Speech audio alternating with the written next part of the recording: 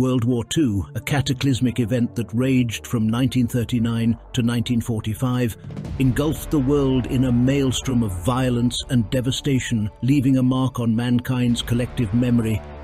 Fueled by volatile political ideologies and territorial ambitions, this deadliest and most far-reaching war ensnared nations from all corners of the globe in its relentless grip. Join us on a journey into the heart of this monumental conflict, woven from threads of heroism, sacrifice, and untold suffering, as we unravel the intricate tapestry of events that led humanity to the brink of destruction.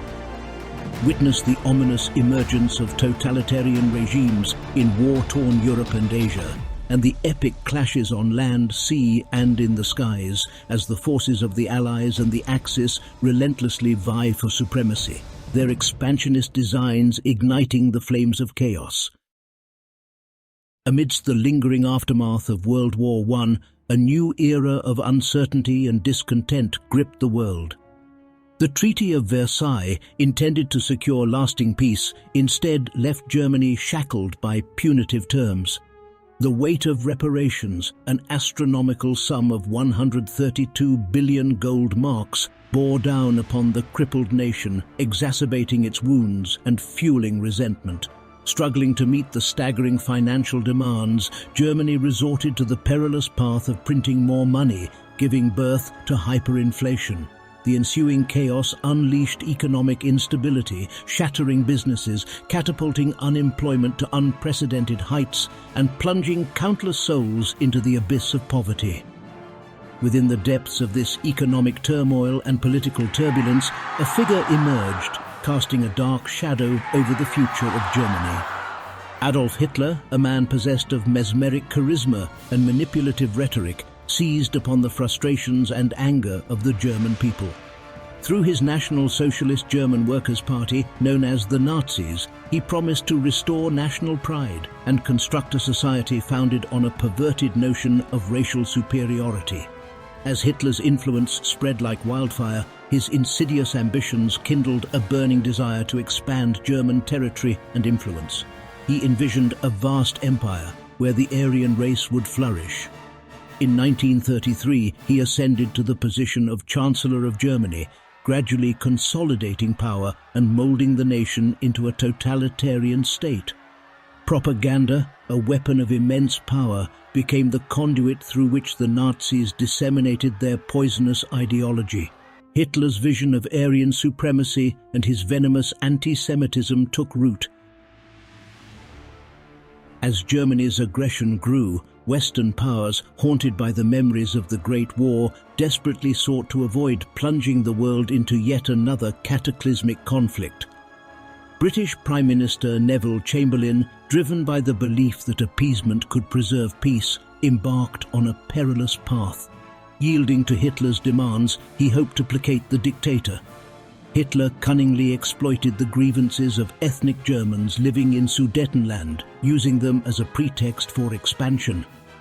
In 1938, the Munich Agreement was signed, permitting Hitler's annexation of the Sudetenland from Czechoslovakia, all in the name of illusory peace. Yet, the act of appeasement merely stoked the flames of Hitler's ambition, setting a treacherous precedent for further German aggression as they proceeded to annex Austria and Lithuania. Meanwhile, in Italy, another charismatic leader was ascending to power. Benito Mussolini and his fascist regime sought to resurrect the glory of ancient Rome, envisioning a modern empire. Mussolini, driven by expansionist dreams, orchestrated the invasion of Ethiopia in 1935 and forged an alliance with Hitler's Germany. Together they formed the Axis powers, casting a dark and ominous shadow over the stability of Europe. In the Far East, Imperial Japan embarked on its own transformation. Driven by rapid industrialization and a voracious hunger for resources, Japan aspired to assert its dominance in the Asia-Pacific region. In 1937, they launched a full-scale invasion of China, plunging the region into the horrors of the Second Sino-Japanese War. The stage was now set, the world teetering on the precipice of a monumental catastrophe. In 1939, Germany, seeking to avoid a two-front war, signed a non-aggression pact with the Soviet Union. Yet, on September 1st of that same year, German forces, like thunderbolts from the heavens, crashed into Poland, unleashing a brutal invasion. This blatant act of aggression marked a crossing of the line, compelling Britain and France to finally declare war on Germany. The world, with bated breath, witnessed as the conflict spread like wildfire, consuming nations in a devastating maelstrom of bloodshed and destruction. The die was cast, and the echoes of war resounded, shaping the destiny of humanity itself. Amidst the chaos of war, the tumultuous whirlwind of Germany's relentless pursuit of dominance was experienced across Europe. Their iron grip tightened on nations that dared to stand in their path, fueled by a new and devastating combat tactic known as the Blitzkrieg. This strategic combination of speed, firepower, and precise coordination proved to be a formidable force, allowing the German war machine to swiftly overwhelm their enemies. In the early days of April 1940, Denmark felt the weight of German aggression bearing down upon its shores. The invasion, supported by overwhelming air superiority, was swift and relatively bloodless. German troops swiftly occupied the country, their presence casting a dark shadow over Denmark's once peaceful land. Denmark's strategic importance did not escape the German war planners, for it provided a crucial launching point for the impending invasion of Norway. With its valuable resources of iron ore and its significance as a shipping route for Swedish iron ore, it was a coveted prize for the Germans. In a daring move, German forces launched amphibious landings along Norway's rugged coastline, taking the Norwegian and British defenders by surprise. Fierce battles erupted as the Norwegian resistance valiantly attempted to repel the invaders. The Battle of Narvik emerged as a significant episode during the Norwegian campaign, with naval and land engagements stretching on for weeks. Though the Norwegian and British forces fought with unwavering determination, the German forces, despite initial setbacks, ultimately emerged victorious. Thus, Norway fell under the dark cloud of German occupation, followed swiftly by the fall of Luxembourg and Belgium. With the swift victory in Belgium fueling their momentum, the relentless march of the German war machine continued, now setting its sights on France. Germany unleashed the fury of the Luftwaffe, their mighty air force, upon French airfields and communication centers. Devastating airstrikes decimated the French aircraft, effectively grounding their wings and granting the Luftwaffe air superiority. The ominous shadow of German warplanes loomed over the skies, ensuring their dominance throughout the invasion. In tandem with the aerial onslaught, a formidable German army comprising 750,000 troops and 41,000 armored vehicles surged forward through the Ardennes forest. This seemingly impenetrable natural fortress was believed by the French to be an insurmountable obstacle. However, the German armored divisions, bolstered by the remarkable mobility of their panzers, shattered expectations. Swiftly, they pushed through the Ardennes, crossing the formidable Meuse River and thrusting deep into the heart of France. Sedan and Arras fell under their relentless advance, leaving the French and their allies, including the British forces, reeling and struggling to mount an effective response.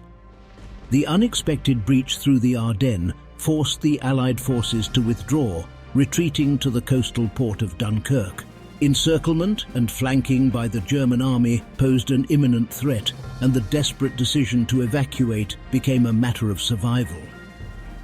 In a remarkable twist of fate, Operation Dynamo, the ambitious rescue operation, was initiated by the British. A massive evacuation unfolded at Dunkirk, with a flotilla of civilian vessels, including fishing boats and dinghies, coming to the aid of the stranded Allied soldiers. Against all odds, over 330,000 brave souls were saved, snatched from the clutches of impending doom. While a major setback for the Allies, this astonishing evacuation ensured that a significant portion of their forces would live to fight another day. However, as the early days of June unfurled, the situation grew increasingly dire for the French.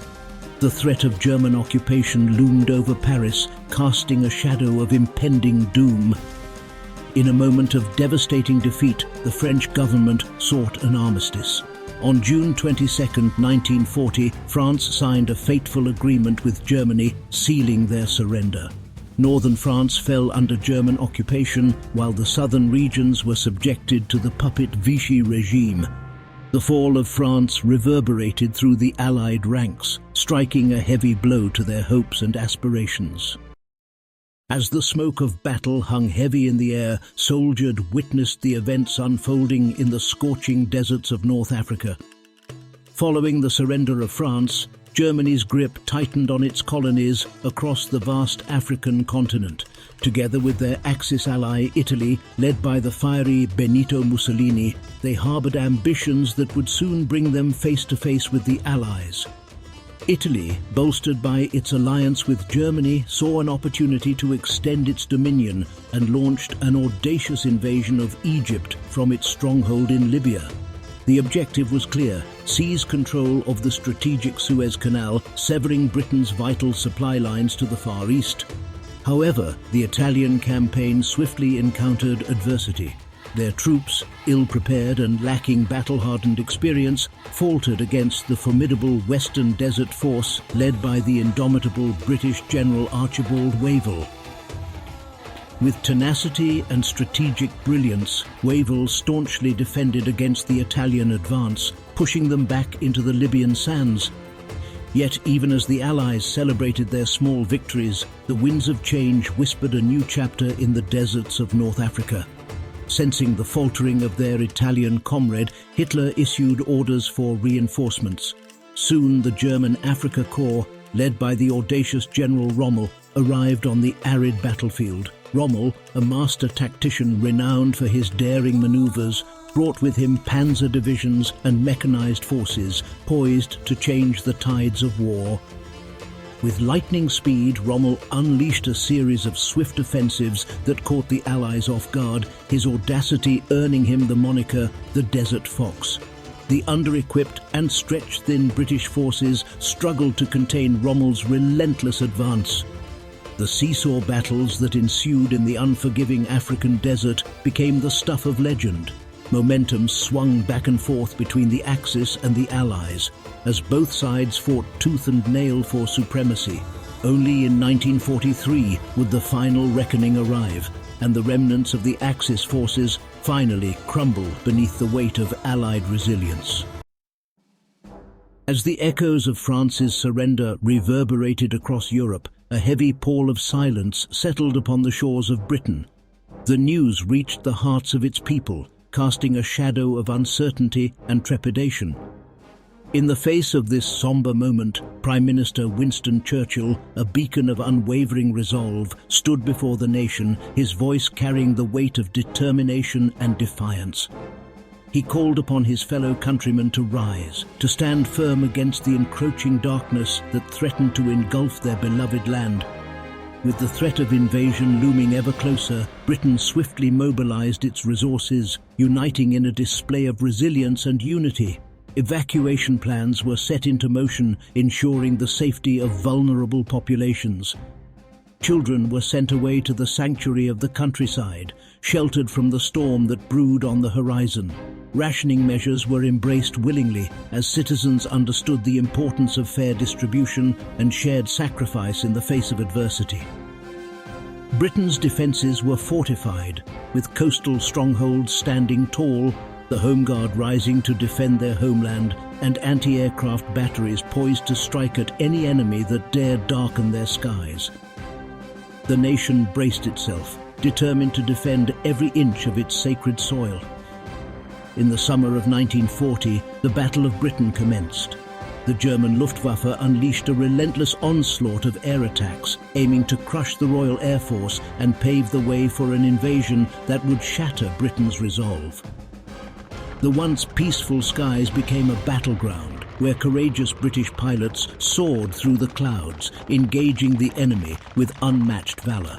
In epic aerial duels, the roar of aircraft engines blended with the thunder of bombs as brave souls fought for the very survival of their homeland.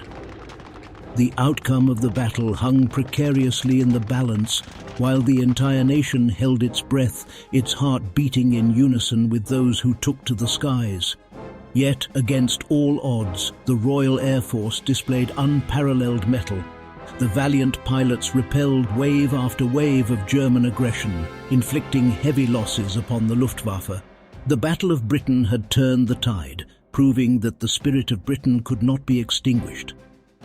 Undeterred by their defeat in the skies, the German air fleets turned their fury towards British cities in a relentless series of bombing campaigns known as the Blitz.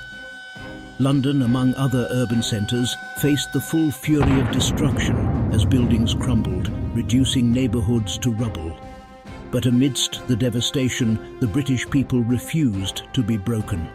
Seeking refuge in the underground shelters, they found solace in the shared camaraderie of their fellow citizens. The bombings failed to demoralise the indomitable spirit of the British, who, with a resolute determination, emerged from the ashes to continue the fight. In the wake of Germany's failed attempt to conquer Britain, the tides of war shifted, and Adolf Hitler turned his attention towards the Soviet Union. It was a clash of ideologies, a battle where only one victor could prevail. Hitler's deep-seated hatred for communism fueled his desire to crush the Soviet Union and secure its vast reserves of natural resources.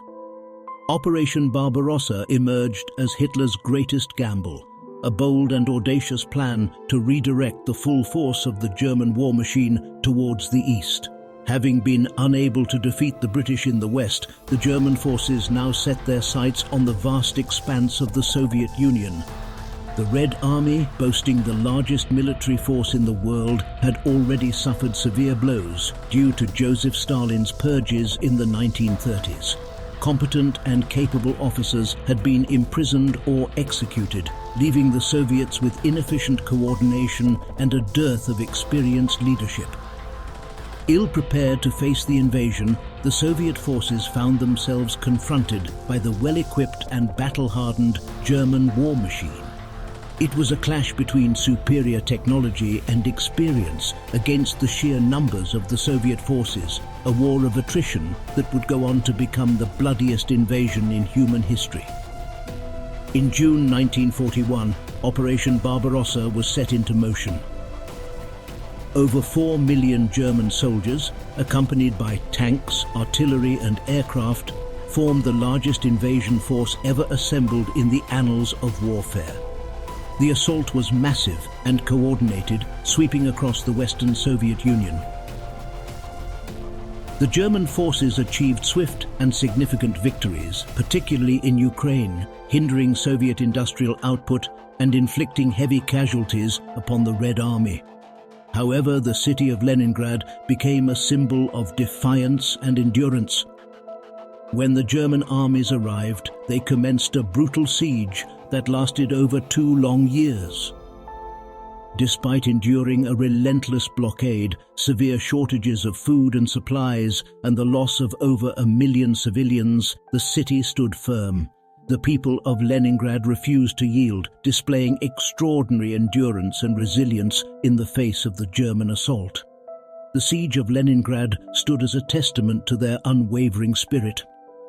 Further south, as the German advance neared Moscow, the brutal Russian winter descended upon the land. Stalin was determined to hold off the German forces here and transported over 500,000 well-equipped soldiers from Siberia to join the fight. The harsh conditions, combined with fierce Soviet resistance and strategic counter-offensives, halted the German advance and dealt a significant blow to their morale. Despite the setbacks, the German High Command clung to the hope of a quick collapse of Soviet resistance. However, the Soviet forces defied their expectations. The war of attrition waged on, with the Soviets continuing to endure, to fight, and to push back against the invading forces. The harsh reality of the Eastern Front had become apparent. Conquering the Soviet Union would not be an easy task, and the war would exact a heavy toll on both sides. In the vast expanse of Asia, Japan's insatiable hunger for conquest had already led them down a path of invasion and occupation.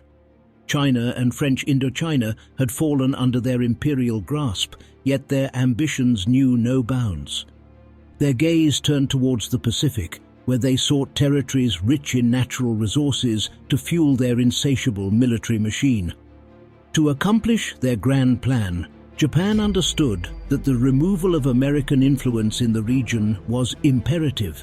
Their leadership believed that military expansion in Southeast Asia necessitated an attack on the United States, as the Pacific Naval Fleet posed a significant threat. They hoped that the damage inflicted on the American forces would buy them precious time to establish control in the region and build up their arsenal, thus paving the way for a permanent Japanese empire. The morning of December 7, 1941, witnessed the eruption of a surprise attack on the U.S. naval base at Pearl Harbor, Hawaii. As the sun began its ascent, oblivious servicemen and civilians went about their morning routines, unaware of the imminent danger lurking overhead. Suddenly, the sky was filled with the roar of Japanese planes launching a relentless assault. Torpedoes sliced through the harbor waters, bombs descended with devastating accuracy, and the tranquility of the base was shattered. Battleships, magnificent symbols of American naval power, became the primary targets. The USS Arizona, USS Oklahoma, USS West Virginia, and USS California found themselves engulfed in flames and suffocating smoke, their once mighty decks reduced to scenes of destruction. Simultaneously, Japanese fighters strafed the airfields, hangars, and defenseless aircraft, ensuring that no potential threat remained grounded. The attack unfolded with ruthless precision, overwhelming the unsuspecting defenders and seizing a significant advantage through the element of surprise. In the midst of chaos and destruction, American military personnel rallied to their stations and fought back with unwavering courage.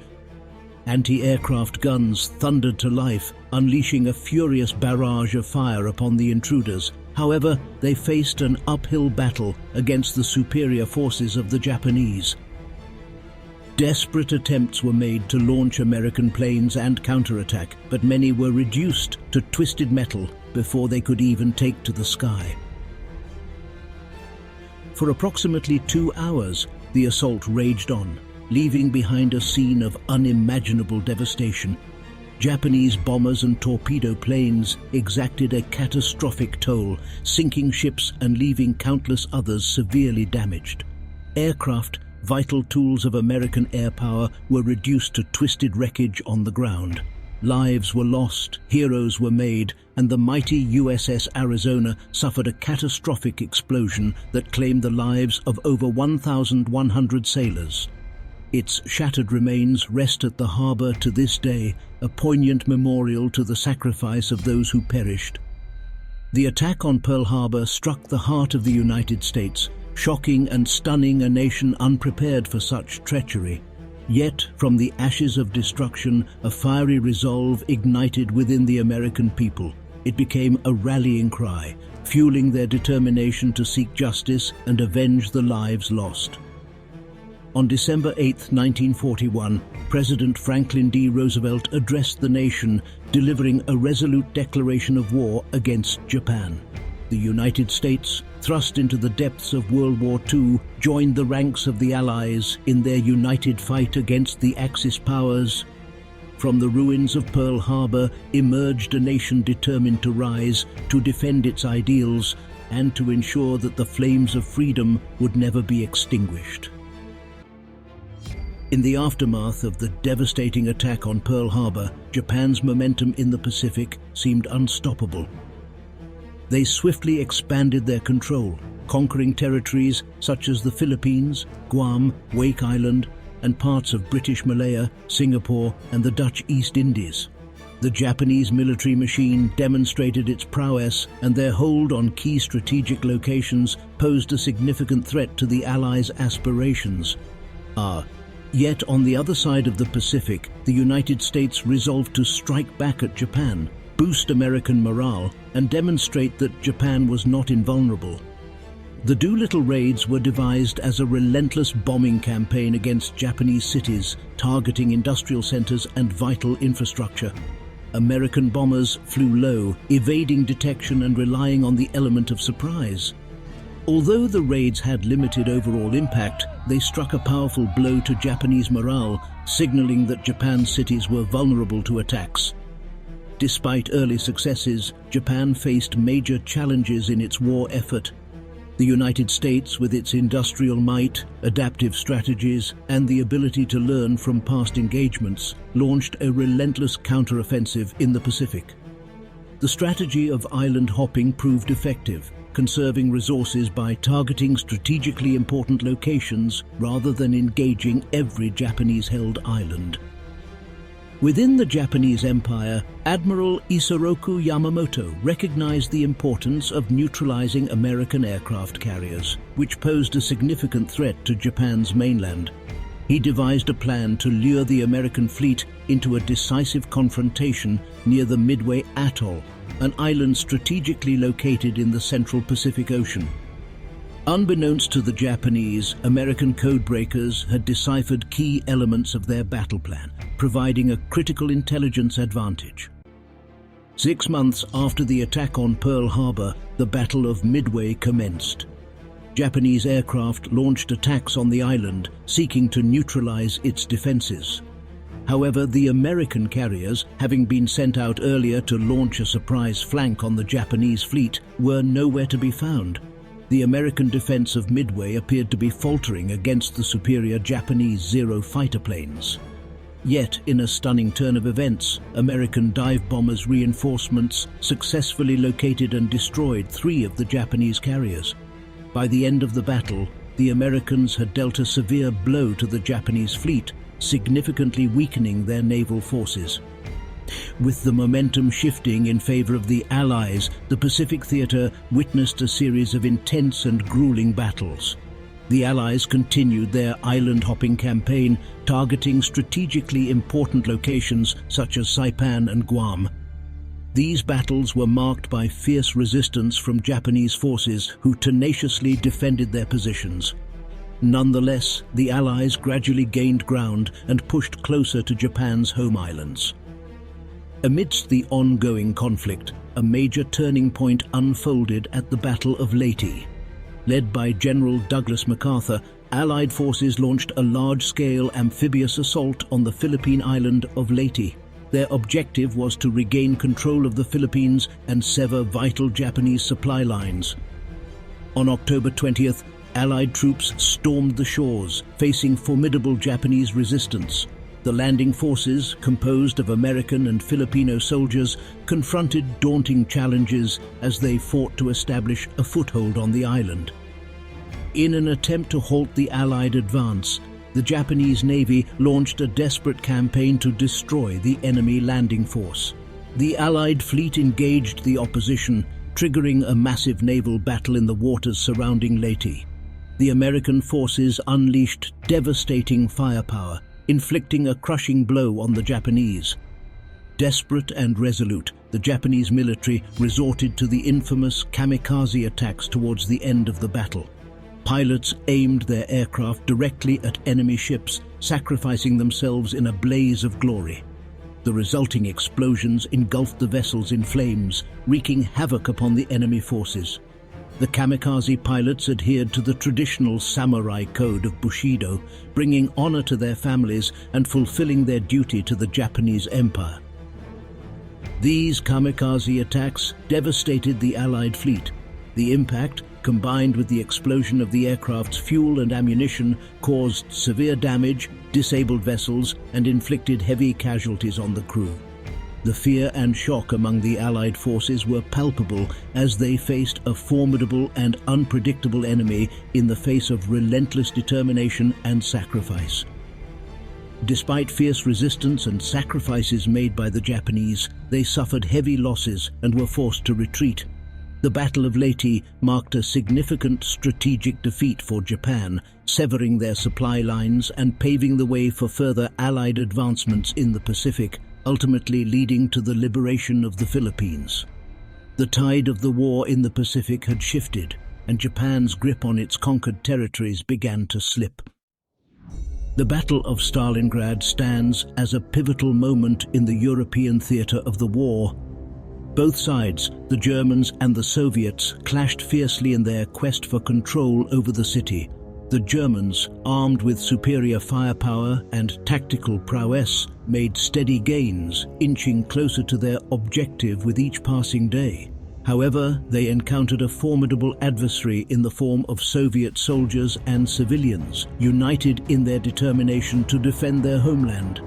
Amidst the ruins and rubble of Stalingrad, the fight became a brutal contest of wills. The bitter winter months added an additional layer of suffering to the already relentless struggle.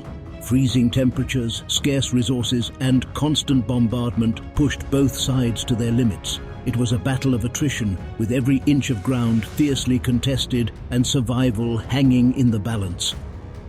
Finally, after months of relentless fighting, the tide began to turn. The Soviet Union launched a decisive offensive, unleashing a torrent of forces against the weakened German Sixth Army. With defeat looming, General Friedrich Paulus, the commander of the German forces, surrendered in February 1943. It was a stunning blow for the Germans and marked the first major surrender of Hitler's armies in World War II. The Battle of Stalingrad became a turning point, signaling the beginning of the end for Nazi Germany's dominance in Europe. Meanwhile, on the Western Front, the Allies had been meticulously planning a monumental operation known as Operation Overlord, or more commonly referred to as D-Day. The objective was audacious and ambitious: to establish a foothold on the heavily fortified French coastline of Normandy and initiate the liberation of Western Europe. It would be an undertaking of unparalleled scale and complexity. On June 6, 1944, thousands of courageous Allied soldiers stormed the beaches of Normandy, braving a storm of enemy fire and formidable defenses. The air crackled with the thunderous bombardment of naval and aerial forces. Infantry troops waded through the treacherous waters, pressing forward despite heavy casualties and chaos. Above them, aircraft engaged in deadly dogfights with the German Luftwaffe. Meanwhile, Allied paratroopers descended behind enemy lines, sowing further confusion and disruption in the German ranks. Utah and Omaha beaches, designated for the American forces, became battlefields of unparalleled ferocity. Facing fierce resistance and heavy casualties, the soldiers persevered with unwavering determination, securing the beachheads at a tremendous cost. On Sword and Juno beaches, British and Canadian troops fought valiantly, navigating a deadly maze of obstacles while confronting the relentless storm of enemy fire. Many brave souls fell, their sacrifice etching a path to victory in the sands of Normandy. Against all odds, the Allied forces pressed on, gaining a crucial foothold on the continent. As the weeks unfolded, the Allied forces pushed deeper into occupied France. The French resistance rose up in support, engaging in acts of sabotage and guerrilla warfare to weaken German control. The people of Paris yearned for liberation, eagerly awaiting the day when their city would be freed from the clutches of the enemy. That day came on August 25, 1944, when General Charles de Gaulle, the leader of the Free French forces, triumphantly entered Paris. The demoralized and outnumbered German garrison surrendered, and the streets erupted with joy as Parisians celebrated their newfound freedom. It was a moment of jubilation, marking a significant step towards the liberation of Europe and the eventual defeat of Nazi Germany. As the final stages of the war unfolded, Germany found itself trapped in a vice, squeezed by the relentless assaults from both the East and the West. The year 1945 brought a series of devastating blows to the German forces. On the Eastern Front, the Soviet Union launched a massive offensive, surging deep into German territory. The Red Army's advance was relentless, and the severe winter conditions only added to the German troops' hardships. Casualties mounted, and the retreat became inevitable. Meanwhile, on the Western Front, the Allies continued their relentless push through France, inching closer to the heart of Germany. Germany's situation grew increasingly dire. Adolf Hitler's grip on power began to slip as the Allied forces closed in. The country faced shortages of manpower, resources, and morale. The devastating bombings by the Allies had left German cities in ruins, further adding to the despair. Dissent and opposition to the Nazi regime grew within Germany's ranks. In April 1945, the Soviet forces reached Berlin, unleashing a final assault on the German capital. Faced with overwhelming odds, Hitler and several high-ranking Nazi officials retreated to the depths of their bunker, where they met a tragic end by taking their own lives. The fall of Berlin was inevitable, and in May the Soviet forces claimed victory, or Germany, battered and broken, was forced to sign an unconditional surrender, bringing an end to the war in Europe. While Germany had conceded, the war raged on in the Pacific. The Japanese forces remained defiant, refusing to surrender. In a bid to hasten the end of the war, the United States made the fateful decision to unleash a new and unimaginably destructive weapon, the atomic bomb. On August 6, 1945, the city of Hiroshima became the target of the devastating atomic bomb known as Little Boy. The destructive power of the bomb was unparalleled, obliterating the city and claiming tens of thousands of lives. The horror was unimaginable. Yet, even in the face of such destruction, the Japanese government persisted in their refusal to surrender. The United States, determined to bring an end to the war, dropped a second atomic bomb, Fat Man, on the city of Nagasaki. The devastation and loss of life were once again unimaginable. The immense destructive power of these weapons forced Emperor Hirohito and the Japanese government to confront the reality of their situation. On September 2, 1945, the formal surrender ceremony took place aboard the USS Missouri in Tokyo Bay. The signing of the Instrument of Surrender marked the official end of World War II. The war had scarred nations and individuals alike, leaving no corner untouched by its brutality.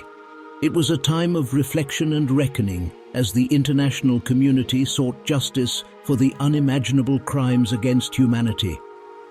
As the dust settled, the world turned its attention to the Nuremberg trials, a monumental event that brought Nazi war criminals to account for their actions. Held from 1945 to 1946, the trials served as a beacon of hope, signaling that the world would not forget the millions who had perished under the Nazi regime. The courtroom became a stage where the unspeakable horrors inflicted upon innocent civilians were unveiled. Witnesses bravely stepped forward, sharing their testimonies and painting a chilling picture of systematic genocide, mass executions, and the horrors of concentration camps. The architects of these heinous crimes, once considered untouchable, now faced the judgment of the international community. The verdicts rendered at the Nuremberg trials were swift and severe. 12 high-ranking Nazis were sentenced to death, with Goering eluding the hangman's noose by taking his own life. Others received lengthy prison sentences, ensuring that they would spend the rest of their days behind bars. The trials sent a resounding message: no individual, regardless of their position or power, could escape accountability for crimes against humanity. Yet, the pursuit of justice did not stop at Nuremberg. The war had spanned across continents, and the search for justice reached far and wide. The International Military Tribunal for the Far East, held in Tokyo from 1946 to 1948, aimed to prosecute Japanese war criminals. The world bore witness to the horrifying truth behind the Imperial Japanese Army's actions, including the infamous Nanking Massacre. These trials served a larger purpose than mere punishment. They laid the foundation for the principles of international law, establishing that the world would not tolerate the violation of human rights on such a scale.